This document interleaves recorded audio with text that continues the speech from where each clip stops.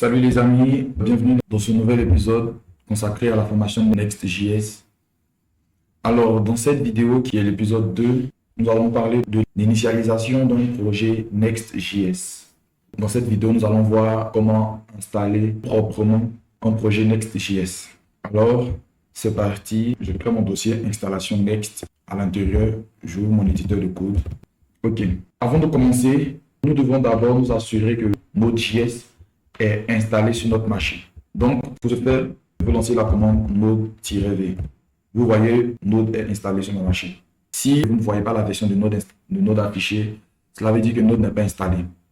Et pour installer Node.js, vous vous rendez dans un navigateur et vous tapez nodejs.org.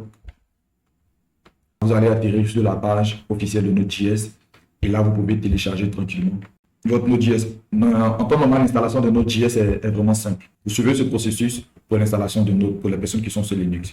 Pour les personnes qui sont sur Windows, vous allez voir un bouton télécharger sur lequel vous cliquez. Vous prenez une version de Node que vous installez sur Mac ou sur PC. Donc, on doit s'assurer que Node.js est convenablement installé. Et c'est quoi Node.js? Node.js, c'est une plateforme open source qui permet d'exécuter du code JavaScript en dehors du navigateur. JavaScript est un langage de programmation qui est axé sur le navigateur. Donc, Node.js va nous permettre d'exécuter du JavaScript en dehors du navigateur hors du DOM. Node.js utilise le modèle V8 de Google pour interpréter le code JavaScript. Donc, il est particulièrement efficace pour créer des applications web en réalité augmentée, les apps en réalité mixte. Voilà, c'est le domaine de Node.js. Donc, Node.js permet de développer des applications côté serveur, des outils en ligne de commande et même des applications de bureau. Il dispose d'un vaste écosystème de packages via NPM. Donc, NPM qui signifie Node Package Manager. NPM facilite l'ajout de fonctionnalités au projet. Donc, pour Next.js, Node.js est essentiel car il fournit l'environnement nécessaire pour exécuter et développer des applications Next.js. Donc, une fois que Node.js est installé, on peut maintenant passer à proprement dit à l'installation de notre projet Next.js. Donc, on revient. On voit que Node.js est installé et pour vous assurer que NPM est convenablement aussi installé, normalement, lorsqu'on installe Node.js, NPM s'installe automatiquement. Pour voir ma version de NPM, npm-v, et là directement, j'ai ma version de NPM qui est la version 10.8.1. OK. Donc, je reviens dans mon IDE et là, je peux maintenant lancer l'installation. Je peux maintenant lancer l'installation de Next.js. Alors, l'installation de Next.js, comment est-ce que ça se passe? On va venir dans la documentation de Next.js. Voilà. Donc, ce coup, on va un peu travailler. Je ne vais pas seulement vous dicter des commandes, etc., mais je vais aussi vous montrer où est-ce que vous pouvez trouver, comment est-ce que vous pouvez vous retrouver dans la documentation. C'est vraiment très important. La documentation, ça fait vraiment... La documentation fait en quelque sorte la carrière du développeur. Un développeur qui ne sait pas se documenter, c'est un développeur qui est perdu, quoi. Donc, durant tout le long de cette formation, on va travailler, je vais vous expliquer comment est-ce que vous pouvez vous retrouver dans la documentation de ce framework. Donc, on vient dans Next.js.org. Voilà. Et j'ouvre une parenthèse. Voici, on voit qu'il y a la conférence de Next.js COM 24 qui se tiendra le 24 octobre 2024. Donc, je vous invite activement à participer à cette conférence. Vous apprendrez vraiment beaucoup de choses. Donc, on vient dans la documentation. OK. Et on va venir dans Getting Started, installation. Et là, voici la commande pour installer Next.js. Il dit que nous vous recommandons de commencer un nouveau projet, une nouvelle application Next.js en utilisant Create Next App. Voilà, donc voici la commande qui nous permettra d'initialiser notre projet. On copie et on vient dans notre éditeur. Je viens la coller ici. Et normalement, si j'appuie sur Entrée, on va me demander d'entrer le nom du projet. Donc, je vais vous montrer. Là, j'appuie sur Entrée. Il me demande de nommer mon projet. Donc, si je mets le nom du projet, mon projet.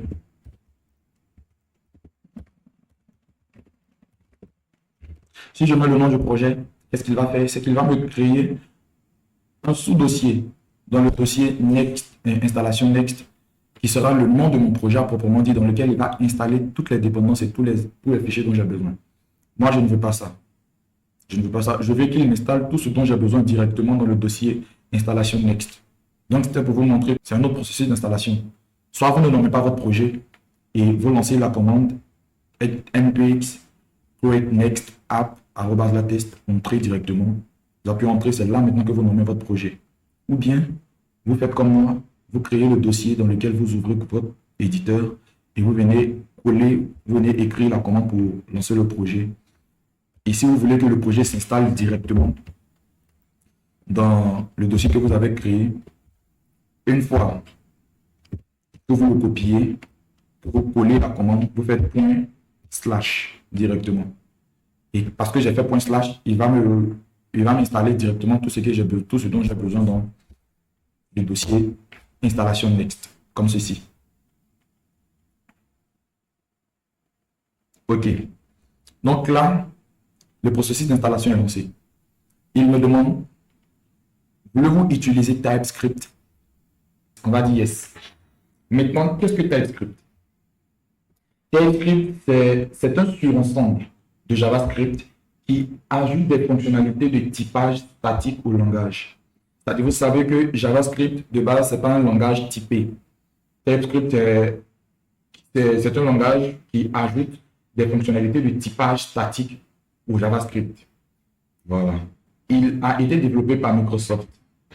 TypeScript compile en JavaScript standard, ce qui signifie qu'il peut être exécuté partout où JavaScript est supporté. Il ajoute des types optionnels, des classes et des modules à JavaScript permettant aux développeurs de détecter et de prévenir des erreurs plus tôt dans le processus de développement. TypeScript offre une meilleure autocomplétion, navigation dans le code et refactoring dans les éditeurs de code modernes. Vous allez comprendre toutes ces choses quand nous allons avancer au fur et à mesure que nous allons avancer sur le projet. Donc, il est particulièrement utile pour les grands projets, pour éviter des erreurs embêtantes qui vont vraiment nous casser la tête, car il améliore la maintenabilité et la lisibilité du code. Donc, dans le contexte de Next.js, TypeScript est souvent utilisé pour améliorer la qualité du code et la productivité des développeurs, en particulier dans les projets d'envergure, les grands projets. Donc, vous voyez qu'on va utiliser TypeScript et au fur et à mesure de la formation, vous allez comprendre un peu le fonctionnement de TypeScript. Donc, on va dire yes. Ensuite, il nous demande d'utiliser ESLint, yes. Il va nous demander d'utiliser, si on voudrait utiliser Tailwind. Tailwind. OK. Tailwind, c'est la crème de la crème en ce qui concerne le framework CSS d'aujourd'hui. On va aller dans le navigateur, je vous montre ça. Tailwind. On va directement sur la page accueil. Donc, voici la page accueil de Tailwind.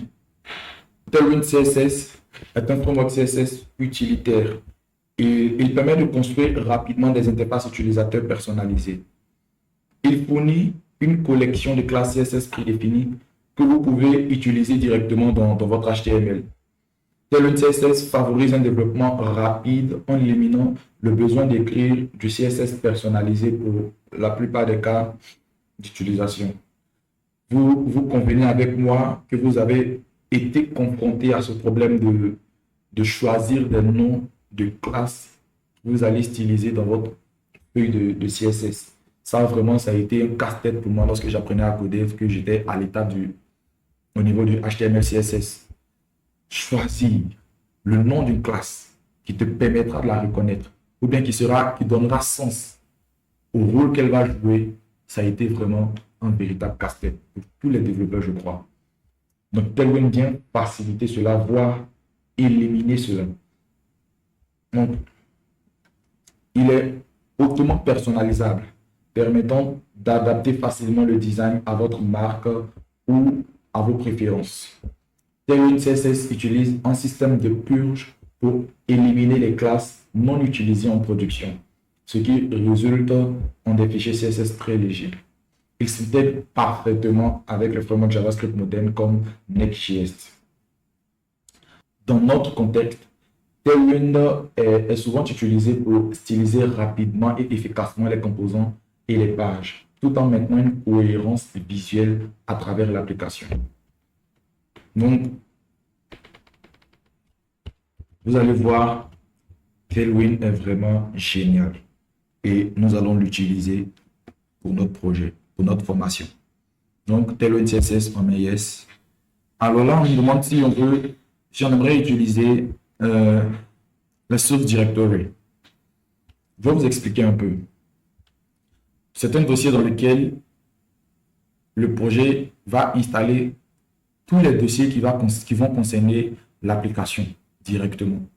C'est-à-dire les pages, les styles, etc., etc., etc., les composants, etc. Donc, il est utile lorsqu'on travaille sur des projets d'envergure, de gros projets, pour éviter qu'il y ait confusion entre les dossiers qui sont directement liés à l'application et les dossiers de configuration. Parce que ça peut créer un certain désordre dans l'esprit de certains développeurs. Donc, lorsqu'on travaille sur de gros projets, il est conseillé d'utiliser le dossier source directory. Mais quand on travaille sur des petits projets, il est conseillé de travailler sans le dossier source. Dans ce cas-là, tous les dossiers liés à l'application seront au même niveau que les dossiers de configuration. Moi, personnellement, que ce soit sur de gros projets ou sur de petits projets, le fait que les dossiers liés à l'application soient au même niveau que les dossiers de configuration ne me pose pas de problème. Par contre, pour certains développeurs, ça peut prêter à confusion dans l'architecture de dossier. Donc, nous, ici, on ne va pas utiliser le dossier source. On nous demande si on veut utiliser AppRouter, oui. Comme vous le voyez ici, c'est recommandé. Ça va nous permettre de gérer beaucoup de choses. Donc, on met yes. Et on nous demande si on voudrait customiser l'alias de l'import. On met oui. On met oui. Et on va choisir l'arrobase. On va choisir ce qu'ils nous ont proposé là.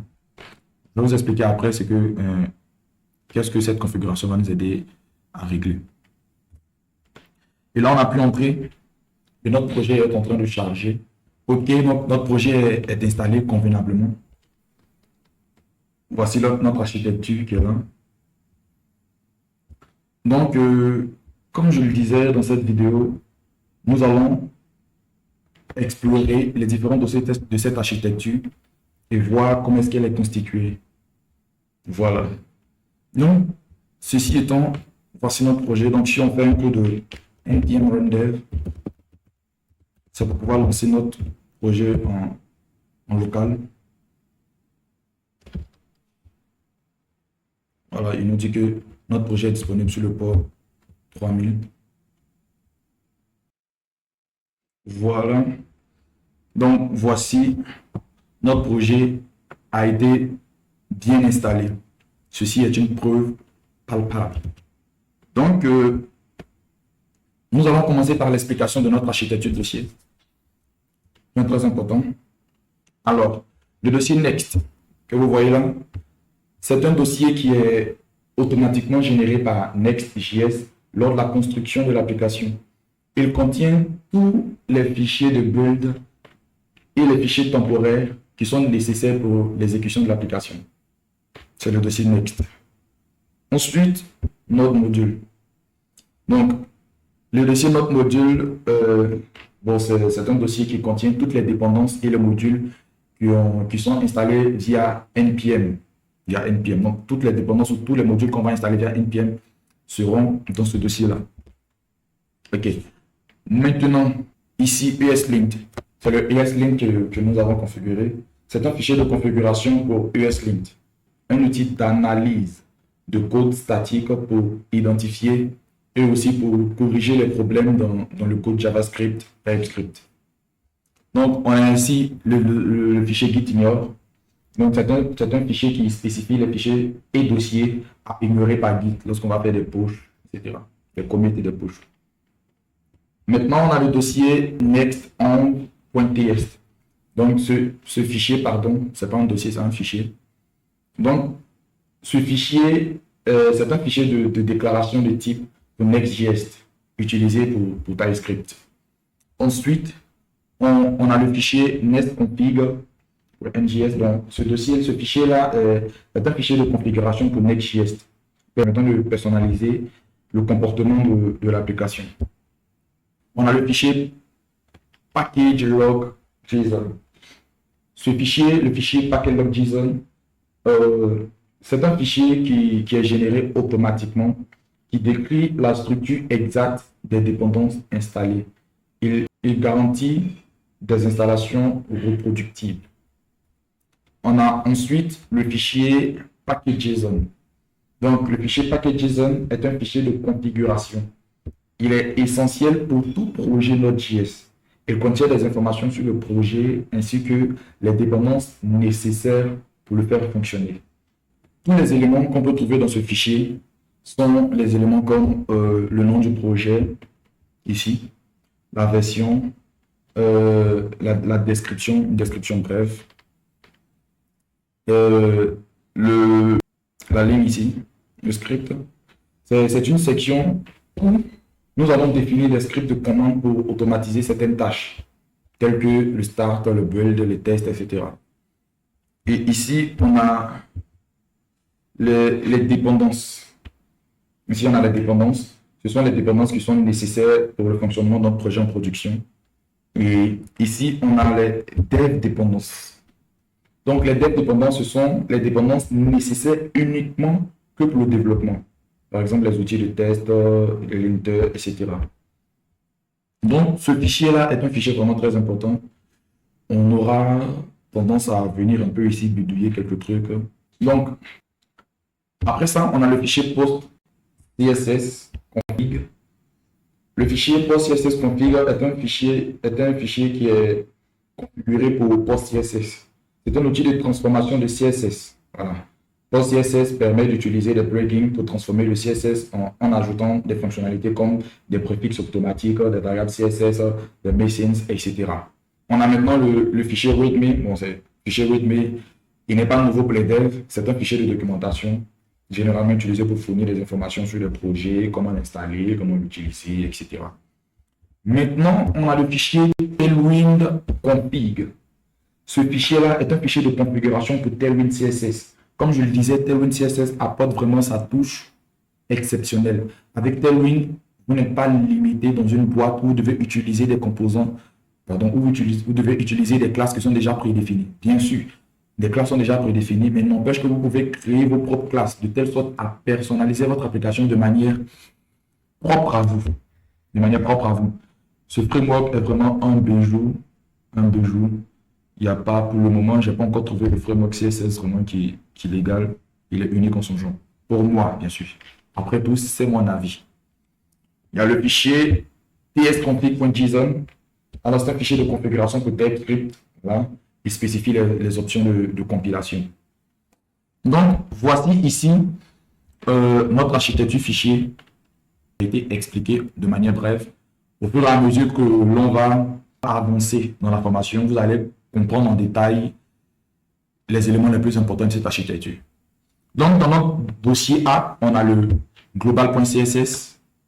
Voilà. Ici, le code de base CSS pour le fonctionnement de l'app que vous avez vu là-bas. Presque tout ici sera réinitialisé et optimisé, updaté à notre manière. Le fichier page.tsx. Donc, ici, si nous revenons sur notre page, ici, on voit Next.js en 1. On nous dit que ce fichier-là part on nous dit que cette page-là part de la page page du fichier page.txt. Donc, tout ce que nous voyons ici est ici. Donc, c'est tout ce qui est là. Si nous venons et que nous effaçons tout ça, nous retournons sur la page, nous allons voir que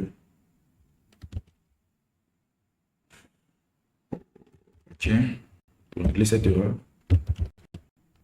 Voilà. Là, on est sur une page qui est totalement noire. Une page noire. Maintenant, on va faire notre Hello World pour voir si parfaitement la configuration de Tailwind a été bien installée. et si aussi il n'y a pas quelques problèmes dans notre fichier. Donc pour ce faire, on va créer une div. OK. On va créer une div. À l'intérieur de la div, on va mettre un h1. On va appeler bonjour. Next. OK. Si on est sur notre page, on voit que bonjour next affiche proprement. Bon. On va mettre les classes à l'intérieur. Vous allez voir comment est-ce que TechBridge fonctionne un peu. Donc le bonjour next là, on va augmenter sa taille. On donne une taille de 3XL. Au fur et à mesure qu'on va avancer la formation, je vais essayer d'aller un peu plus en détail sur la manière d'utilisation, sur les explications. Le moment là, c'est pour voir si notre application a bien été installée et bien été configurée. Donc, on met une taille de 3XL. On voit que le bonjour next a bien grandi. On va lui donner une couleur. Next, une couleur bleue, hein. Le 700.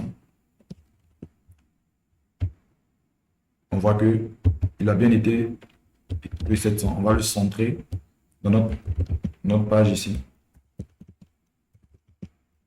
Ok.